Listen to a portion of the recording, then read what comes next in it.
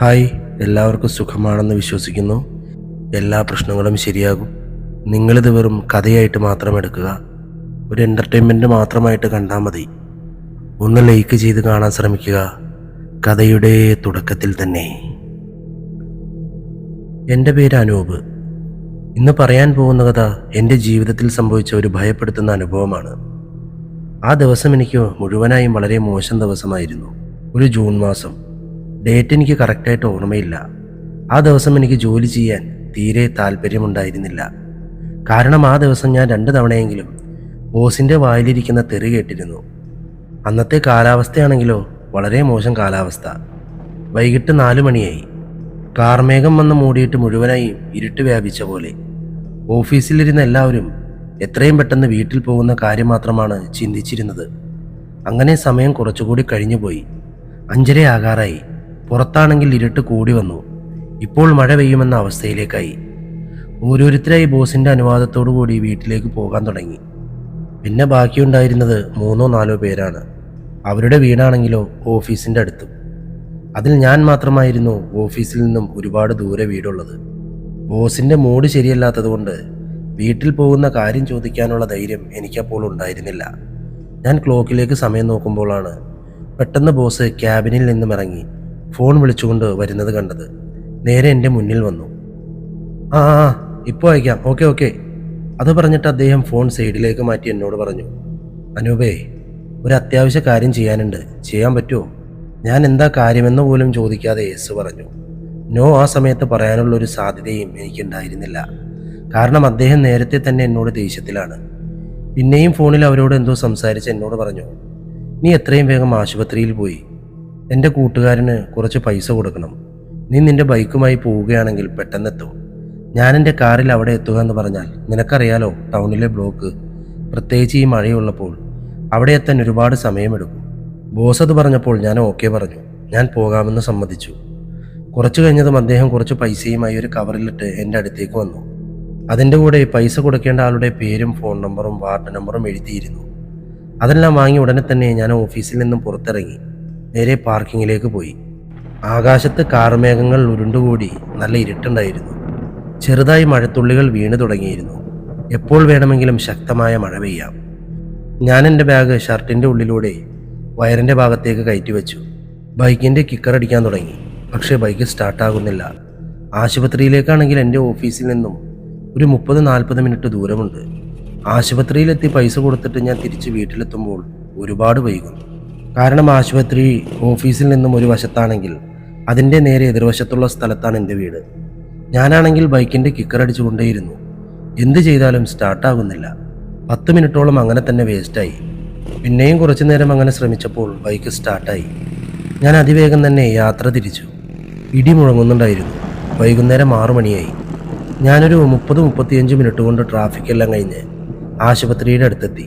പക്ഷേ ആശുപത്രിയുടെ main gate എവിടെയാണെന്ന് കാണുന്നുണ്ടായിരുന്നില്ല. പെട്ടെന്ന് അതിശക്തമായ മിന്നലോടുകൂടി മഴ ആരംഭിച്ചു. ഞാൻ മഴ നനയാതിരിക്കാൻ ഉടനെ ബൈക്ക് അവിടെ തന്നെ വെച്ചിട്ട് ഒരു ചെറിയ ഷെഡ് പോലെ തോന്നിയ ഒരു ഭാഗത്തേക്ക് കയറി നിന്നു. ആ സമയത്ത് അതിലൂടെ ഒരാൾ നടന്നു പോകുന്നത് കണ്ടു. ഞാൻ മഴ നനഞ്ഞ അദ്ദേഹത്തിൻ്റെ അടുത്തേക്ക് ചെന്നു. ചേട്ടാ, ഈ ആശുപത്രിയുടെ മെയിൻ ഗേറ്റ് ഏത് ഭാഗത്താണ്? ഉടനെ അയാൾ പുറകിലേക്ക് വിരൽ ചൂണ്ടി എന്നോട് പറഞ്ഞു, ഇവിടുന്ന് നേരെ പോയിട്ട് റൈറ്റ് തിരിയുക. അവിടുന്ന് കുറച്ച് വീണ്ടും മുന്നിലോട്ട് പോയിട്ട് വീണ്ടും റൈറ്റ് തിരിയുക. അവിടെ നിനക്ക് ഒരു വലിയ ഗേറ്റ് കാണാൻ പറ്റും. അതാണ് ആശുപത്രിയുടെ മെയിൻ ഗേറ്റ്. ഇപ്പോൾ നീ നിൽക്കുന്നത് ആശുപത്രിയുടെ നേരെ പുറകിലാണ്. അയാളത് പറഞ്ഞപ്പോൾ ഞാനുടനെ ആശുപത്രി ബിൽഡിങ്ങിലേക്ക് നോക്കി. ആശുപത്രി ഒരു 2 നില ബിൽഡിങ്ങാണ്. പക്ഷേ അവിടെ ലൈറ്റ് ഉണ്ടായിരുന്നില്ല, ഒരു മുറിയിൽ ഒഴികെ. അവിടെ ലൈറ്റ് മിന്നിക്കത്തുന്നുണ്ടായിരുന്നു. ഞാൻ അയാളോട് താങ്ക്സ് പറഞ്ഞ് പോകാൻ തുടങ്ങിയതും അയാൾ പുറകിൽ നിന്നും എന്നോട് വിളിച്ചു പറഞ്ഞു, പിന്നെ ഇവിടെ ഈ പുറകിൽ കാണുന്ന ഗേറ്റ് വഴി അകത്തേക്ക് പോകാനുള്ള ശ്രമം നടത്തരുത്. ഈ സ്ഥലം അത്ര നല്ലതല്ല. ആ വഴി ഇപ്പോൾ ആരും യാത്രയില്ല. ആ ഗേറ്റ് അടച്ചിരിക്കുകയാണ്. ഇനി തുറന്നു കിടക്കുന്നത് കണ്ടാലും ആ വഴി വരരുത്. അത്രയും പറഞ്ഞുകൊണ്ട് അയാൾ മുന്നിലേക്ക് നടന്നു നീങ്ങി. അദ്ദേഹം അങ്ങനെ പറഞ്ഞപ്പോൾ ഞാൻ ആലോചിക്കാൻ തുടങ്ങി, അയാൾ എന്താണ് അങ്ങനെ പറയാൻ കാരണം? ഈ സ്ഥലം നല്ലതല്ല, അപകടമാണെന്നൊക്കെ. മഴയാണെങ്കിൽ ശക്തി കൂടിയിരുന്നു. പൈസ എനിക്ക് എത്രയും പെട്ടെന്ന് അവിടെ എത്തിക്കണം. ഇവിടെ ഇങ്ങനെ നിന്നതുകൊണ്ട് വലിയ കാര്യമില്ല. ഇത് ആലോചിച്ച് നിൽക്കുമ്പോൾ എൻ്റെ കണ്ണറിയാതെ ആ ബിൽഡിങ്ങിലേക്ക് വീണ്ടും പോയി. അവിടെ ഇപ്പോൾ പൂർണ്ണമായും ഇരുട്ട് വ്യാപിച്ചിരുന്നു. ഒരു ലൈറ്റ് പോലും കത്തുന്നുണ്ടായിരുന്നില്ല. ഞാൻ സമയം കളയാതെ ഉടനെ ബൈക്കിൽ കയറി ബൈക്ക് സ്റ്റാർട്ട് ചെയ്ത് അവിടെ നിന്ന് തിരിച്ചു. ഒരു 50 മീറ്റർ പോയതും എൻ്റെ ബൈക്ക് പെട്ടെന്ന് ഓഫായി പോയി. ഇനി ഇതിനെന്താ പറ്റിയതെന്ന് നോക്കുമ്പോൾ ബൈക്കിലെ പെട്രോൾ തീർന്നിരിക്കുന്നു. ഇതിനിപ്പോഴാണോ തീരാൻ കണ്ട നേരം? ഞാൻ അവിടെ നിന്നുകൊണ്ട് ചുറ്റുപാടും ഒന്ന് നോക്കി. അതൊരു വിജനമായ സ്ഥലമായിരുന്നു. എൻ്റെ കണ്ണുകൾ അവിടെ ഉണ്ടായിരുന്ന ഒരു ഗേറ്റിലേക്ക് ചെന്നു. അവിടെ അക്ഷരങ്ങൾ വ്യക്തമല്ലാത്തൊരു ബോർഡ് തൂക്കിയിരുന്നു. അതിലേക്ക് സൂക്ഷിച്ചു നോക്കിയപ്പോൾ മനസ്സിലായി, ഈ ഗേറ്റ് വഴി കടക്കുന്നത് നിരോധിച്ചിരിക്കുന്നു. അതിൻ്റെ തൊട്ടു താഴെ എഴുതിയിരുന്നു, പട്ടികളെ സൂക്ഷിക്കുക. ആ ഗേറ്റാണെങ്കിൽ നശിച്ചിരുന്നു. ആ സമയത്ത് എൻ്റെ കണ്ണുകൾ വീണ്ടും ആശുപത്രിയുടെ 1ാം നിലയിലേക്ക് പോയി. അവിടെ വീണ്ടും നേരത്തെ പോലെ തന്നെ ഒരു മുറിയിൽ ലൈറ്റ് കത്തുന്നുണ്ടായിരുന്നു. അതായത് അവിടെ ആരോ ഉള്ളതുപോലെ. മഴയായതുകൊണ്ട് തന്നെ ഒന്നും വ്യക്തമായി കാണാൻ പറ്റുന്നില്ല. ഒന്നുകൂടി ശ്രദ്ധിച്ചു നോക്കിയപ്പോൾ ഒരു നിഴൽ രൂപം ആ ജനലിൻ്റെ സൈഡിൽ നിൽക്കുന്നത് പോലെ എനിക്ക് തോന്നി. പെട്ടെന്നാണ് എൻ്റെ ഫോൺ ബെല്ലടിക്കാൻ തുടങ്ങിയത്. ഞാൻ എങ്ങനെയൊക്കെയോ ആ മഴയിൽ എൻ്റെ ഫോൺ എടുത്തു. ഹലോ, നീ എവിടെയാണ്? ഇതുവരെ എത്തിയില്ലേ? ഞാൻ എൻ്റെ ഫോൺ ഒരു ചെറിയ പ്ലാസ്റ്റിക് കവറിൽ ചുറ്റിക്കൊണ്ട് ഉടനെ അദ്ദേഹത്തോട് പറഞ്ഞു, സാർ ഞാൻ എത്താറായി, ഒരു 10 മിനിറ്റ്. തിരിച്ച് ഓക്കെ എന്ന് മാത്രം പറഞ്ഞ് അദ്ദേഹം ഫോൺ കട്ടാക്കി. ഞാൻ ബൈക്ക് തള്ളി ആ പൊട്ടിപ്പൊളിഞ്ഞ ഗേറ്റിൻ്റെ അടുത്ത് ചെന്നു. ഞാൻ ആ ഗേറ്റിൻ്റെ അടുത്ത് നിന്ന് അകത്തേക്ക് നോക്കി. ആശുപത്രി ബിൽഡിങ്ങിൻ്റെ അടുത്ത് വലിയ വലിയ മരങ്ങളുണ്ട്. ഒരുപാട് പഴക്കം ചെന്ന മരങ്ങൾ. താഴെയാണെങ്കിൽ ആ മരത്തിൽ നിന്നും വീണ ഇലകൾ ചിതറിക്കിടക്കുന്നുണ്ട്. പക്ഷേ അകത്ത് പട്ടികളെ ഒന്നും ഞാൻ കണ്ടില്ല. ഇനി എന്തു ചെയ്യും? അകത്തേക്ക് പോകണോ അതോ വേണ്ടയോ? ആശുപത്രിയുടെ ആ ഭാഗത്ത് കുറ്റാക്കൂരി ഇരുട്ടായിരുന്നു. ഇനിയെങ്ങാനും അകത്ത് കയറുമ്പോൾ അവിടെ പട്ടിയുണ്ടെങ്കിൽ അവിടുന്ന് ഓടി രക്ഷപ്പെടുക എന്ന് പറഞ്ഞാൽ എന്നെ സംബന്ധിച്ച് വളരെ ബുദ്ധിമുട്ടുള്ള കാര്യമായിരുന്നു. പക്ഷേ ഈ ബൈക്ക് തള്ളി മുന്നിലുള്ള ഗേറ്റിൻ്റെ അവിടെ എത്തുമ്പോഴേക്കും ഒരുപാട് സമയമെടുക്കും. അതുകൊണ്ട് ഞാൻ ആ ബൈക്ക് തള്ളി ആ പൊട്ടിപ്പൊളിഞ്ഞ ഗേറ്റ് വഴി അകത്തേക്ക് കയറി. ഞാൻ അകത്ത് കയറിയതും ആ ബിൽഡിങ്ങിൻ്റെ മുഴുവൻ ലൈറ്റും ഓണായി. എല്ലാ ഭാഗത്തും പ്രകാശം വന്നു. ഞാനപ്പോൾ വിചാരിച്ചത്, ഞാനെന്ത് പൊട്ടനാണ്, ഇവിടെ കറണ്ട് പോയതായിരിക്കും. വെറുതെ ഞാൻ അകത്തേക്ക് കയറാൻ പേടിച്ച് പുറത്തു നിന്നു. അവിടെ ഒരു ജനലിൻ്റെ സൈഡിലായി ഞാൻ എൻ്റെ ബൈക്ക് സ്റ്റാൻഡിൽ വെച്ചു. ഞാൻ അവിടെ നിന്ന് മുന്നിലേക്ക് നടന്ന് ബിൽഡിങ്ങിൻ്റെ മുന്നിലേക്ക് എത്തിയതും വലിയ അക്ഷരങ്ങളിൽ എഴുതിയിട്ടുണ്ടായിരുന്നു, മെറ്റേണിറ്റി. ആ എഴുത്താണെങ്കിൽ വളരെ പഴക്കം ചെന്നു. ഞാൻ ബിൽഡിങ്ങിൻ്റെ എൻട്രൻസിൻ്റെ അടുത്തെത്തി. കുറച്ച് നിമിഷം അവിടെ തന്നെ നിന്നു. ഞാൻ പല സൈഡിലേക്ക് നോക്കുകയായിരുന്നു. ആരെയെങ്കിലും കണ്ടാൽ മുന്നിലേക്ക് പോകാനുള്ള വഴി ചോദിക്കാമായിരുന്നു. ഞാൻ ആ ബിൽഡിങ്ങിൻ്റെ അകത്തേക്ക് എത്തി നോക്കി. പക്ഷെ അവിടെയെങ്ങും ആരെയും കാണാൻ സാധിച്ചില്ല. വിജനമായി കിടക്കുന്നു. ഒരു ഡോക്ടറോ നഴ്സോ ഒരു പേഷ്യൻറ്റോ ഉള്ളതായി തോന്നുന്നില്ല. അകത്ത് മുഴുവനും ഒരനക്കം പോലും എനിക്ക് തോന്നിയില്ല. മുഴുവനും നിശബ്ദത മാത്രം. ഞാൻ വിചാരിച്ചു അകത്ത് കയറി കുറച്ച് മുന്നിലേക്ക് പോയാൽ ആരെയെങ്കിലും കാണാം, അവരോട് ചോദിക്കാമെന്ന്. ഞാൻ ബിൽഡിങ്ങിൻ്റെ അകത്ത് എൻ്റെ കാലെടുത്ത് വെച്ചതും പെട്ടെന്ന് അവിടുത്തെ കറണ്ട് പോയി. ഒരു നിമിഷം കൊണ്ട് അവിടെ മുഴുവനും ഇരുട്ട് പടർന്നു. പെട്ടെന്നായതുകൊണ്ട് തന്നെ ഞാനൊന്ന് ചെറുതായിട്ട് പേടിച്ചു. ഞാൻ അവിടെ നിന്നുകൊണ്ട് തന്നെ അകത്തേക്ക് വിളിച്ചു ചോദിച്ചു, ആരെങ്കിലും ഉണ്ടോ ഇവിടെ? ഹലോ, ആരെങ്കിലും ഉണ്ടോ? പക്ഷേ ഒരു മറുപടിയും വന്നില്ല. ആരുടെയും മറുപടി എനിക്ക് കിട്ടിയില്ല. പുറത്തു നിന്നും കേൾക്കുന്ന മഴയുടെ ശബ്ദമല്ലാതെ വേറൊരു ശബ്ദവും അവിടെ കേൾക്കാനുണ്ടായിരുന്നില്ല. മഴയാണെങ്കിൽ അതിശക്തമായി കൂടിയിരിക്കുന്നു. ലൈറ്റ് ഓഫ് ആയതുകൊണ്ട് തന്നെ ഞാൻ ബിൽഡിങ്ങിൽ നിന്നും പുറത്തിറങ്ങി കുറച്ച് മുന്നോട്ട് നീങ്ങിയപ്പോൾ താഴെ ഒരു ചെറിയ പ്രകാശം ഞാൻ കണ്ടു. ആ പ്രകാശം എൻ്റെ പുറകിലെ ഏതോ ജനൽ വഴി വരുന്നതാണ്. ഞാനുടനെ തിരിഞ്ഞു നോക്കിയപ്പോൾ നേരത്തെ കണ്ട പോലെ മുകളിലത്തെ നിലയിൽ ഒരു മുറിയിലെ ലൈറ്റ് മാത്രം കത്തിയിരിക്കുന്നു. എൻ്റെ മുഴുവൻ ശ്രദ്ധയും അങ്ങോട്ട് പോയി. ഞാൻ ശാന്തമായി നിന്ന് ആ ജനലിലേക്ക് തന്നെ നോക്കി. പെട്ടെന്ന് ഒരു പട്ടിയുടെ കുരച്ചിൽ കേട്ട് ഞാൻ സ്വബോധത്തിലേക്ക് തിരിച്ചു വന്നു. പ്രതീക്ഷിക്കാതെ ആ പട്ടിയുടെ ശബ്ദം അവിടെ കേട്ടപ്പോൾ ഞാനൊന്ന് വിറച്ചുപോയി. ശരീരത്തിൽ മുഴുവനും എന്തോ ഒരു ഭയം. ഞാൻ പട്ടി കുരയ്ക്കുന്ന ഭാഗത്തേക്ക് നോക്കി. ശ്രദ്ധിച്ചു നോക്കിയപ്പോൾ ആ പട്ടി എന്നെ നോക്കിയല്ല കുരയ്ക്കുന്നത്. ആ പട്ടി ജനലിലേക്ക് നോക്കിയാണ് കുരയ്ക്കുന്നത്. അത് കണ്ടപ്പോൾ എൻ്റെ പേടി ചെറുതായി കുറഞ്ഞു. പെട്ടെന്ന് വീണ്ടും എൻ്റെ ഫോൺ ശബ്ദിച്ചു. നീ എവിടെയാണ്? ഇതുവരെ എത്തിയില്ലേ? സാർ, ആശുപത്രിയിൽ തന്നെയാണ്. ഞാൻ വാർഡ് എവിടെയാണെന്ന് നോക്കുകയാണ്. എന്നാ ശരി, പൈസ കൊടുത്തു കഴിഞ്ഞിട്ട് എന്നെ ഒന്ന് വിളിച്ചു പറയണം. ബോസ് ഫോൺ കട്ട് ചെയ്തതും ഞാൻ അവിടെ നിന്ന് ഓടി മുന്നിലേക്ക് പോയി. ആ പട്ടി ഇപ്പോഴും അവിടെ നിൽക്കുന്നുണ്ടായിരുന്നു. കുറച്ചു മുന്നിലായി ആശുപത്രിയുടെ മറ്റു പല ബിൽഡിങ്ങുകളും ഉണ്ടായിരുന്നു. അവിടെ അന്വേഷിച്ച് നോക്കിയപ്പോൾ എന്നോട് പറഞ്ഞ വാർഡ് എനിക്ക് കണ്ടെത്താൻ സാധിച്ചു. ഞാൻ ബോസിൻ്റെ കൂട്ടുകാരനെയും കണ്ടു. ഞാൻ പൈസ അദ്ദേഹത്തിന് കൊടുത്തിട്ട് ഞാൻ അവിടെ നിന്ന് തിരിച്ചു വന്നു. എൻ്റെ മനസ്സിലപ്പോൾ 2 കാര്യങ്ങളാണ് ഉണ്ടായത്. ബൈക്ക് എന്ത് ചെയ്യും? പിന്നെ വീട്ടിലേക്ക് എങ്ങനെ തിരിച്ചു പോകും?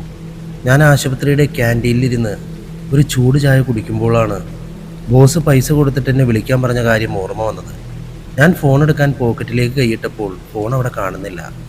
ഞാൻ എൻ്റെ പാൻറ്റിലെ എല്ലാ പോക്കറ്റിലും ചെക്ക് ചെയ്തു. എൻ്റെ ഫോൺ എവിടെയും കാണുന്നില്ല. ഞാൻ കൗണ്ടറിൽ പോയി നോക്കി, അവിടെയും കണ്ടില്ല.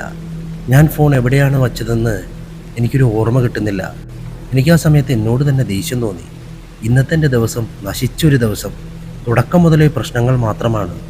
ഒരു കാര്യം പോലും നല്ല രീതിയിൽ നടക്കുന്നില്ല. ഞാൻ മുഴുവൻ ചായ കുടിക്കാൻ നിൽക്കാതെ എൻ്റെ ഫോൺ അന്വേഷിക്കാൻ പോയി. ഫോൺ ചാടിപ്പോകാൻ സാധ്യതയുള്ള പല സ്ഥലങ്ങളിലും അന്വേഷിച്ചു. പക്ഷേ ഒരു സ്ഥലത്ത് നിന്നും എനിക്ക് കിട്ടിയില്ല. അവസാനം അന്വേഷിച്ചുമെടുത്തിട്ട് ഞാൻ ബൈക്കിരിക്കുന്ന ഭാഗത്തേക്ക് പോയി. അതായത് ആശുപത്രിയുടെ പുറകിലെ ഗേറ്റിൻ്റെ ഭാഗത്തേക്ക്. അവിടെ എത്തിക്കഴിഞ്ഞപ്പോൾ എനിക്ക് തോന്നി, ചിലപ്പോൾ എൻ്റെ ഫോൺ ഇവിടെ എവിടെയെങ്കിലും ഉണ്ടാകും. കാരണം ഞാൻ അവസാനം ഫോണിൽ സംസാരിച്ചത് ഇവിടെ നിന്നാണ്. അതാലോചിച്ചുകൊണ്ട് ഞാൻ അവിടെ ഉണ്ടായിരുന്ന ചെറിയ ഒരു പ്രകാശത്തിൽ ഞാൻ എൻ്റെ മൊബൈൽ അന്വേഷിക്കാൻ തുടങ്ങി. പെട്ടെന്ന് പിന്നെയും മുകളിലെ ജനൽ വഴി വരുന്ന പ്രകാശത്തിലേക്ക് എൻ്റെ കണ്ണു പതിച്ചു. ഇവിടെ എന്താണ് സംഭവിക്കുന്നത് എനിക്ക് മനസ്സിലാകുന്നില്ല. ഞാൻ അവിടെ നിന്ന് എൻ്റെ ശ്രദ്ധ വീണ്ടും മാറ്റി മൊബൈൽ അന്വേഷിക്കാൻ തുടങ്ങി. പെട്ടെന്ന് എവിടെ നിന്നോ എൻ്റെ മൊബൈലിൻ്റെ റിംഗ് ടോണിൻ്റെ ശബ്ദം ഞാൻ കേട്ടു. ആ ശബ്ദം കേട്ട പല സ്ഥലത്തും ഞാനത് അന്വേഷിച്ചു. പിന്നെയും ആ ശബ്ദം ഒന്നുകൂടി ശ്രദ്ധിച്ചപ്പോൾ അത് ആ പഴയ ബിൽഡിങ്ങിൻ്റെ മേലെ നിന്നുമാണ് വരുന്നതെന്ന് എനിക്ക് മനസ്സിലായി. അതായത് മേലെ കാണുന്ന ജനലിൻ്റെ അടുത്ത് നിന്നു. കാരണം ഇപ്പോൾ ആ ജനലിൻ്റെ അടുത്ത് ആരോ നിൽക്കുന്നുണ്ട്. ഒരു നിഴൽ രൂപം എനിക്ക് കാണാം. ഞാൻ ദേഷ്യത്തിൽ അവിടേക്ക് നോക്കി വിളിച്ചു ചോദിച്ചു, ആരാണവിടെ? എനിക്കെൻ്റെ മൊബൈൽ തിരിച്ചതാ. അത് പറഞ്ഞു തീർന്നതും പെട്ടെന്ന് പട്ടിയുടെ ശബ്ദം വീണ്ടും കേൾക്കാൻ തുടങ്ങി. ഇപ്പോൾ ആ പട്ടി ആ ബിൽഡിങ്ങിൻ്റെ കുറച്ച് ദൂരത്തായിരുന്നു. പക്ഷേ എനിക്ക് ആ പട്ടി ഒരു അപകടവും ഉണ്ടാക്കിയിരുന്നില്ല. അവിടെ മുകളിൽ എൻ്റെ മൊബൈൽ ഉണ്ടോ ഇല്ലയോ എന്ന് എനിക്കറിയില്ല.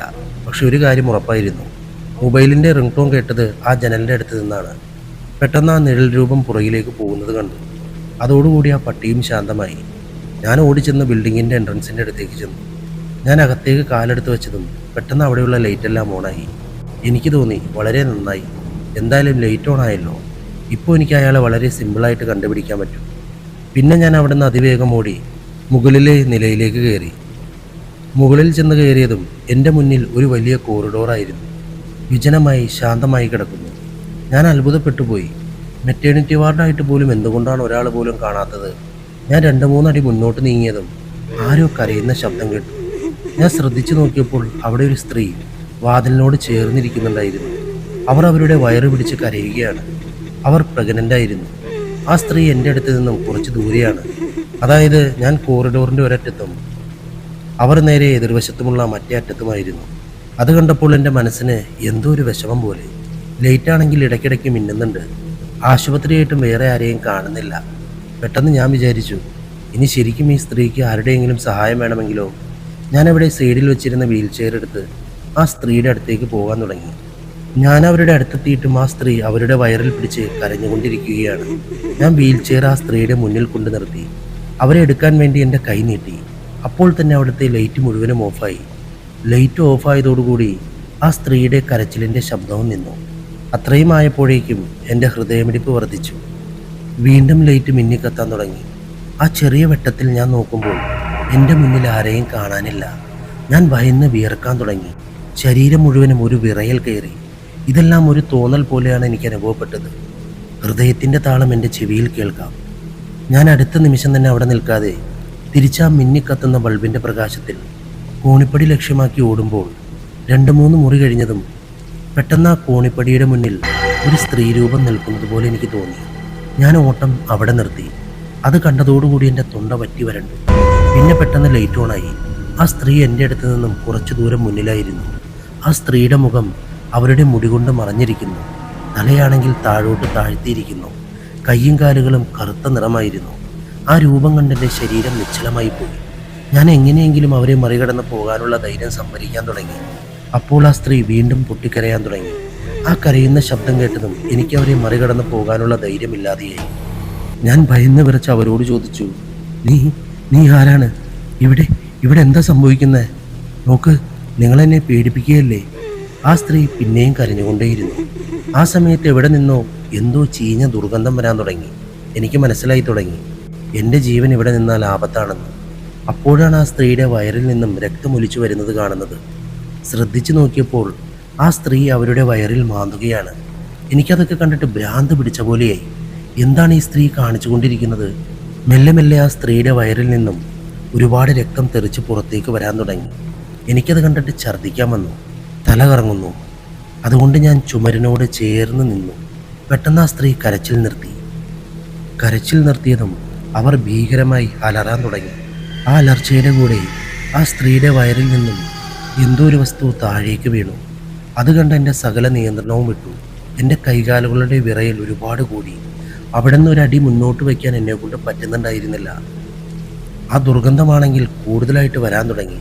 എനിക്ക് ശ്വാസം വലിക്കാൻ പോലും ബുദ്ധിമുട്ടായി. ഞാൻ എങ്ങനെയൊക്കെയോ അവിടെ അടുത്തുള്ള ഒരു റൂമിലേക്ക് കയറി വാതിലടച്ചു. എനിക്ക് ശ്വാസം കിട്ടുന്നുണ്ടായിരുന്നില്ല. ഞാൻ എന്നെ തന്നെ സ്വബോധത്തിലേക്ക് കൊണ്ടുവരാനുള്ള ശ്രമം തുടങ്ങി. അങ്ങനെ മെല്ലെ ശാന്തമായപ്പോൾ ഞാൻ ആ വാതിലിൻ്റെ അടുത്തിരുന്ന് ചിന്തിക്കാൻ തുടങ്ങി, എങ്ങനെ ഞാൻ ഇവിടുന്ന് പുറത്ത് കടക്കും. അപ്പോഴാണ് പുറത്തു നിന്നും എന്തോ ചെറിയ ശബ്ദം കേൾക്കാൻ തുടങ്ങിയത്. ശ്രദ്ധിച്ചപ്പോൾ മനസ്സിലായി ആരോ പാട്ട് പാടുന്നതാണെന്ന്. ഞാൻ ഭയന്ന് വിറച്ച് അവിടെ തന്നെ ഇരുന്നു. എനിക്കറിയില്ല ആ സ്ത്രീ ആരാണെന്ന്, എന്നെ എന്താണ് ചെയ്യാൻ പോകുന്നത്. മെല്ലെ മെല്ലെ ആ പാട്ടിൻ്റെ ശബ്ദവും നിലച്ചു. പെട്ടെന്ന് ആരോ വാതിലിൽ മുട്ടുന്ന ശബ്ദം കേട്ടതും എൻ്റെ ഹൃദയമിടിപ്പ് പെട്ടെന്ന് വർദ്ധിച്ചു. ഇനി എന്താണ് ഞാൻ ചെയ്യുക? ഞാൻ താഴെ ഇരുന്ന് ഭയന്ന് വിറച്ച് കരയാൻ തുടങ്ങി. എന്നെ വെറുതെ വിടൂ, ഞാൻ നിങ്ങളെ ഒരു ഉപദ്രവവും ചെയ്തില്ലല്ലോ, എന്നെ വെറുതെ വിടൂ പ്ലീസ്. എനിക്ക് മറുപടിയൊന്നും കിട്ടിയില്ല. ഞാൻ എന്തും വരട്ടെ എന്ന് കരുതി പെട്ടെന്ന് ചാടി എഴുന്നേറ്റു. അപ്പോൾ കിട്ടിയ ശക്തിയിലും ധൈര്യത്തിലും വാതിൽ തുറന്ന് കോണിപ്പടിയുടെ ഭാഗത്തേക്ക് ഓടാൻ തുടങ്ങിയതും കോറിഡോറിലുള്ള എല്ലാ ലൈറ്റും മിന്നി മിന്നി കത്തുന്നുണ്ടായിരുന്നു. ഞാൻ ഓടി ഓടി കോറിഡോറിൻ്റെ അറ്റത്തെത്തി. അവിടെ ചെന്ന് നോക്കുമ്പോൾ അവിടെ ഒരു കോണിപ്പടിയും കാണാനില്ല. ഞാൻ തിരിഞ്ഞു നോക്കി. അപ്പോഴാണ് എനിക്ക് മനസ്സിലായത്, ഞാൻ ഭയന്ന് ഓടുമ്പോൾ ഞാൻ ഓടിയ ദിശ മാറിപ്പോയി. കോണിപ്പടികൾ ഞാൻ നിൽക്കുന്നതിൻ്റെ നേരെ എതിർവശത്തായിരുന്നു. ഞാൻ പിന്നെ സമയം കളയാതെ അവിടെ നിന്ന് നേരെ എതിർവശത്തേക്ക് ഓടി. ലൈറ്റും അതിൻ്റെ കൂടെ മിന്നി കത്തുന്നുണ്ട്. കാഴ്ചകളൊന്നും അത്ര വ്യക്തമല്ല. ഞാനങ്ങനെ ഓടിക്കൊണ്ടിരിക്കുമ്പോൾ പെട്ടെന്ന് അവിടെ ഉണ്ടായിരുന്ന വീൽ ചെയറിൽ തട്ടി താഴെ വീണു. ആ വീഴ്ചയിൽ എനിക്ക് എന്താണ് പറ്റിയതെന്നറിയില്ല. എനിക്ക് പിന്നെ നേരെ നടക്കാൻ കഴിഞ്ഞില്ല. ഞാൻ മുടന്തി ആ കോണിപ്പടിയുടെ അടുത്തേക്ക് ചെന്നു. അവിടെ എത്തിയതും എൻ്റെ മുന്നിൽ, ആ കോണിപ്പടിയുടെ മുന്നിൽ ആ സ്ത്രീ നിൽക്കുന്നു. ആ സ്ത്രീയെ പെട്ടെന്ന് കണ്ടതും ഞാൻ വിറച്ചുപോയി. ഞാൻ അവിടെ നിന്ന് കോണിപ്പടി വഴി താഴേക്ക് പോകുന്നതിന് പകരം തിരിച്ചു വന്നൊരു റൂമിൽ കയറി വാതിലടച്ചു. അപ്പോഴേക്കും ഞാൻ ശരിക്കും ഭയന്ന് വിറച്ചിരുന്നു. ഭയം എന്താണെന്ന് ജീവിതത്തിൽ ആദ്യമായി അറിഞ്ഞ ദിവസമായിരുന്നു അത്. ഞാൻ എൻ്റെ കാലിന് പറ്റിയ പരിക്ക് നോക്കുമ്പോൾ അവിടെ ചോരയൊലിക്കുന്നുണ്ട്. ഞാൻ ആ മുറി ഒന്ന് ശ്രദ്ധിച്ചു നോക്കി. അപ്പോൾ എനിക്ക് മനസ്സിലായി, ഞാൻ താഴെ നിന്നും പ്രകാശം കണ്ട അതേ മുറിയാണിത്. അതിൻ്റെ ചുമരിലെല്ലാം കറുത്ത പാടുകൾ കാണാം. ആ മുറിയുടെ ജനലിലാണെങ്കിൽ അഴികളില്ല. ഒരുപാട് നാളായതുകൊണ്ടാണെന്ന് തോന്നുന്നു ആ രക്തമെല്ലാം കറുത്തിരുന്നു. റൂമിൽ മുഴുവനും അസഹ്യമായ ദുർഗന്ധമായിരുന്നു. ഞാനതെല്ലാം നോക്കിക്കൊണ്ടിരിക്കുമ്പോൾ പെട്ടെന്ന് ആ റൂമിൻ്റെ വാതിൽ തനിയെ തുറന്നു. ഞാൻ എൻ്റെ ശ്വാസം വരെ പിടിച്ചു വെച്ച് എന്താണ് അവിടെയെന്ന് ശ്രദ്ധിച്ചു നോക്കി. പക്ഷേ വാതിൽ തുറന്നതും വീണ്ടും തനിയെ അടയുകയും ചെയ്തു. ആരോ, എനിക്ക് കാണാൻ കഴിയാത്ത ആരോ ആ റൂമിൻ്റെ അകത്തേക്ക് വന്നിരിക്കുന്നു. വീണ്ടും ആ റൂമിലെ ലൈറ്റ് മിന്നിക്കത്താൻ തുടങ്ങി. ആ ഒരു ചെറിയ പ്രകാശത്തിൽ ഞാൻ കണ്ടു, ആ റൂമിൻ്റെ മൂലയിലായി ആ സ്ത്രീ ഇരിക്കുന്നു. ആ സ്ത്രീയുടെ മുഖത്തൂടെ മൂടിയിരിക്കുന്ന മുടിയുടെ ഇടയിലൂടെ എന്നെ ശ്രദ്ധിച്ചു നോക്കുകയാണ്. അവരുടെ ആ തിളങ്ങുന്ന കണ്ണുകൾ ഞാൻ കണ്ടു. അവരുടെ ആ ഭയപ്പെടുത്തുന്ന മുഖം കണ്ട് ഞാൻ അവിടെ നിന്നും ഉച്ചത്തിൽ കരഞ്ഞുപോയി. നീ ആരാണ്? നിനക്ക് എന്താ വേണ്ടത്? എനിക്കവിടെ നിന്ന് മറുപടിയൊന്നുമില്ല. പകരം എന്തോ താരാട്ടുപാട്ട് പോലെ എന്തോ പാടാൻ തുടങ്ങി. അവരുടെ കയ്യിൽ നേരത്തെ അവരുടെ കയ്യിൽ നിന്നും താഴേക്ക് വീണ എന്തോ ഒരു സാധനം ഇരിക്കുന്നുണ്ടായിരുന്നു. അത് കയ്യിലെടുത്ത് തലോടുകയാണ്. അപ്പോഴാണ് ഞാൻ ഇരുന്ന സ്ഥലത്ത് എൻ്റെ കയ്യിൽ എന്തോ ഒട്ടിപ്പിടിച്ചത്. എന്തോ ഒരു ദ്രാവകമായിരുന്നു അത്. ഞാൻ ഇരുന്ന സ്ഥലത്ത് നിന്നും എഴുന്നേൽക്കാൻ നോക്കി. പക്ഷെ അവിടെ തന്നെ തെന്നി വീണു. പെട്ടെന്ന് ആ സ്ത്രീരൂപം മുട്ടുകുത്തി എൻ്റെ അടുത്തേക്ക് അതിവേഗം പാഞ്ഞു വന്നു. ഞാൻ അവിടെ നിന്ന് എഴുന്നേറ്റ് ഓടാനുള്ള ശ്രമം നടത്തി. പക്ഷേ സാധിക്കുന്നില്ല. ആ സ്ത്രീ എൻ്റെ അടുത്തേക്ക് വന്ന് എൻ്റെ തല മെല്ലെ ആ സ്ത്രീയുടെ മടിയിലേക്ക് വെച്ചു. അവരുടെ ശരീരം മുഴുവനും ചോരയിൽ കുതിർന്നിരിക്കുന്നു. അവരുടെ കയ്യിലെ സ്പർശനം എൻ്റെ ശരീരത്തിലേറ്റതും ഒരു കറണ്ടടിച്ച പോലൊരു വിറയൽ എൻ്റെ ശരീരത്തിലേക്ക് വന്നു. ഞാൻ അവരുടെ മടിയിൽ നിന്നും എഴുന്നേൽക്കാൻ ശ്രമിച്ചു. ഉടനെ അവർ ഭയപ്പെടുത്തുന്ന ശബ്ദമുണ്ടാക്കി എൻ്റെ തലമുടിയിൽ വലിച്ച് അതിശക്തമായിട്ട് എൻ്റെ തല നിലത്തേക്കടിച്ചു. അതിശക്തമായൊരു വേദനയോടുകൂടി എൻ്റെ കണ്ണടഞ്ഞുപോയി. കുറച്ചു നേരം കഴിഞ്ഞ് എനിക്ക് ബോധം തെളിഞ്ഞപ്പോൾ ഞാൻ കാണുന്നത്, ഞാനിപ്പോഴും അവരുടെ മടിയിൽ തന്നെയാണ്. അവരുടെ ആ തലമുടി എൻ്റെ മുഖത്തായിരുന്നു. അവരുടെ ആ ഭയപ്പെടുത്തുന്ന രണ്ട് കണ്ണുകൾ എൻ്റെ കണ്ണിൻ്റെ തൊട്ടടുത്തായിരുന്നു. വിചിത്രമായി ഭയപ്പെടുത്തുന്ന രീതിയിൽ എന്നെ നോക്കി എന്തോ രീതിയിൽ പാടുകയാണവർ. അവരുടെ മുഖത്ത് നിന്നെല്ലാം മുട്ടിപ്പിടിക്കുന്നൊരു ദ്രാവകം എൻ്റെ മുഖത്തേക്ക് വീഴുന്നുണ്ട്. ആ അവസ്ഥ പറഞ്ഞറിയിക്കാൻ പറ്റില്ല. അത്രയ്ക്കും ഭയന്നു പോയിരുന്നു. എൻ്റെ ഹൃദയം നിലച്ചു പോകുമെന്ന് വരെ എനിക്ക് തോന്നിപ്പോയി.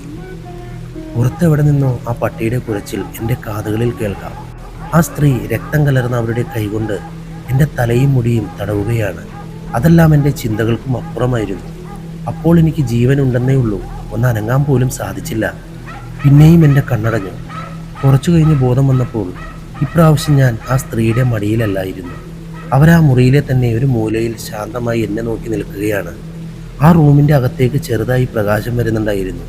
ഞാൻ ശ്രദ്ധിച്ചു നോക്കിയപ്പോൾ മനസ്സിലായി, ഞാൻ കിടക്കുന്നത് ജനലിൻ്റെ താഴെയാണ്. അതായത് അഴികളില്ലാത്ത ജനലിൻ്റെ താഴെ. ആ പ്രകാശം വരുന്നത് ജനലിൻ്റെ പുറത്തു നിന്നുമാണെന്ന് ഞാൻ എൻ്റെ തല ഒന്ന് തിരിക്കുക പോലും ചെയ്യാതെ കണ്ണ് മാത്രം ചലിപ്പിച്ചാണ് ഇതെല്ലാം നോക്കിയത്. എന്തായാലും മരിക്കും, അവസാനമായി ഒന്നുകൂടി ശ്രമിച്ചു നോക്കിയാലോ. ഞാൻ എൻ്റെ സർവ്വശക്തിയും എടുത്ത് ഞാൻ കിടന്ന സ്ഥലത്ത് നിന്നും എഴുന്നേറ്റ് നിന്നു. അടുത്ത നിമിഷം തന്നെ ആ റൂമിൻ്റെ ജനൽ വഴി താഴേക്ക് ചാടി. ഞാൻ രണ്ടാമത്തെ നിലയിൽ നിന്ന് നേരെ താഴോട്ടാണ് വീണത്. താഴെ വീണതും എൻ്റെ ശരീരം മുഴുവനും വല്ലാതെ വേദനിച്ചു. എൻ്റെ കണ്ണിലാണെങ്കിൽ ഇരുട്ട് കയറുന്ന പോലെ. കണ്ണടയുന്നതിന് മുന്നേ ഞാൻ മുകളിലെ ജനലിൻ്റെ ഭാഗത്തേക്ക് നോക്കി. ആ സ്ത്രീ അവിടെ തന്നെ നിൽക്കുന്നുണ്ട്. പെട്ടെന്ന് എവിടെ നിന്നോ ആരോ ഓടി എൻ്റെ അടുത്തേക്ക് വരുന്ന പോലെ ഒരു ശബ്ദവും കേട്ടു. പിന്നെ എനിക്ക് ബോധം വന്നപ്പോൾ ഞാൻ ആശുപത്രിയിലെ ഏതോ വാർഡിലായിരുന്നു. എൻ്റെ അടുത്ത് എൻ്റെ ഓഫീസിലെ കുറച്ച് കൂട്ടുകാരും എൻ്റെ വീട്ടുകാരും പിന്നെ കുറച്ച് സ്വന്തക്കാരും ഉണ്ടായിരുന്നു. എല്ലാവർക്കും അറിയേണ്ടത് കഴിഞ്ഞ രാത്രി എന്താ സംഭവിച്ചതെന്നാണ്. പക്ഷെ ഞാൻ ആരോടും ഒന്നും പറയാൻ പറ്റിയ അവസ്ഥയിലായിരുന്നില്ല. എൻ്റെ വീട്ടുകാർ എന്നോട് പറഞ്ഞു, ആശുപത്രിയിൽ ക്ലീൻ ചെയ്യുന്ന ഒരാളാണ് നിന്നെ രക്ഷിച്ചതെന്ന്. അങ്ങനെ 2-3 ദിവസം കഴിഞ്ഞ് എല്ലാം ഒന്ന് നേരെയായപ്പോൾ എന്നെ കാണാൻ ഒരാൾ വന്നു.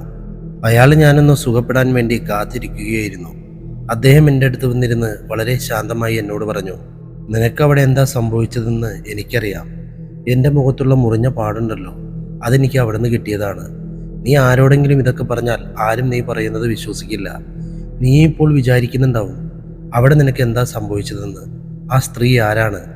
എനിക്ക് നിന്നെപ്പോലെ ഇതൊക്കെ സംഭവിച്ചപ്പോൾ എൻ്റെ മനസ്സിലും അങ്ങനെയുള്ള കുറച്ച് ചോദ്യങ്ങളുണ്ടായിരുന്നു. ഒരുപാട് വർഷങ്ങൾക്ക് മുന്നേ ഇതൊരു ചെറിയ ആശുപത്രിയായിരുന്നു. നിനക്ക് ഈ അപകടമുണ്ടായില്ലേ, ആ ബിൽഡിങ്ങിലായിരുന്നു ഈ ആശുപത്രി പണ്ട് കാലത്ത് പ്രവർത്തിച്ചിരുന്നത്. ഒരു ദിവസം അവിടെ ഒരു സ്ത്രീയെ ഡെലിവറിക്കായി അഡ്മിറ്റ് ചെയ്തു. പണ്ടൊന്നും ഇന്നത്തെ പോലെ മെഷീനറീസ് ഒന്നും ഉണ്ടായിരുന്നില്ല. അതായത് പ്രസവത്തിന് മുമ്പ് സ്കാനിങ് അങ്ങനെയുള്ളതൊന്നും ഉണ്ടായിരുന്നില്ല. ആ സ്ത്രീ പ്രസവിച്ചപ്പോൾ പൂർണ്ണത എത്താത്ത മരിച്ച കുട്ടിയാണ് പുറത്തേക്ക് വന്നത്. ആ പ്രസവത്തിൽ മാത്രമല്ല, അവരുടെ 3 പ്രസവത്തിലും ആ സ്ത്രീക്ക് ഇത് തന്നെയാണ് സംഭവിച്ചത്. അതോടുകൂടി അവർ മാനസികമായി ആകെ തകർന്നു. അന്ന് രാത്രി ആ സ്ത്രീ സ്വയം വയറിലേക്ക് ബ്ലേഡ് പോലെ എന്തോ കുത്തിയിറക്കി അവിടെ തന്നെ കിടന്ന് മരിച്ചു. ആ സ്ത്രീയുടെ ആത്മാവാണ് അവിടെ ഉള്ളതെന്നാണ് എനിക്ക് അറിയാൻ കഴിഞ്ഞത്. ഇതല്ലാതെ ഇതിനെക്കുറിച്ച് കൂടുതലൊന്നും എനിക്കറിയില്ല. ഇത്രയും പറഞ്ഞുകൊണ്ട് അയാൾ അവിടെ നിന്നും പോയി. ഞാൻ പിന്നെ അടുത്ത ദിവസം ആശുപത്രിയിൽ നിന്നും ഡിസ്ചാർജായി. പിന്നീട് എല്ലാവരോടും പറഞ്ഞത്, എൻ്റെ മൊബൈൽ ഒരാൾ കട്ടുകൊണ്ടുപോയി. അത് വാങ്ങാൻ വേണ്ടി ഞാൻ മുകളിലെ നിലയിലേക്ക് പോയപ്പോൾ അയാളുമായി കയ്യാങ്കളിയായി. അപ്പോൾ അവിടെ നിന്ന് ഞാൻ തെന്നി താഴേക്ക് വീണതാണെന്നാണ്. ശരിക്കും സംഭവിച്ചത് ഞാൻ എൻ്റെ അടുത്ത സുഹൃത്തുക്കളോട് മാത്രമാണ് പറഞ്ഞത്, ഇപ്പോൾ നിങ്ങളോടും. എന്തായാലും കഥ അവസാനിച്ചിരിക്കുന്നു. പുതിയ കഥയുമായി വീണ്ടും വരാം. വെറും കഥയാട്ടോ ഇതൊക്കെ, ഒരു എൻ്റർടൈൻമെൻ്റ് ആയിട്ട് കണ്ടാൽ മതി. ഒരുപാട് പേര് ബാഡ് കമൻസും പറയാൻ പറ്റാത്ത തെറികളൊക്കെ പറയുമ്പോഴല്ലോ, കഥയും പറയണം, തെറിയും കേൾക്കണം. വല്ലാത്തൊരവസ്ഥ. എന്തായാലും ബൈ.